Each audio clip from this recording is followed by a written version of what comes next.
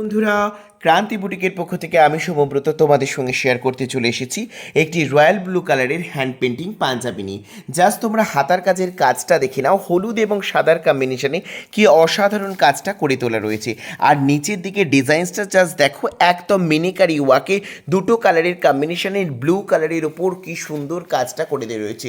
প্রত্যেকটা কাজ সূক্ষ্ম এবং শৌখিনভাবে সুন্দরভাবে করে দেওয়া রয়েছে।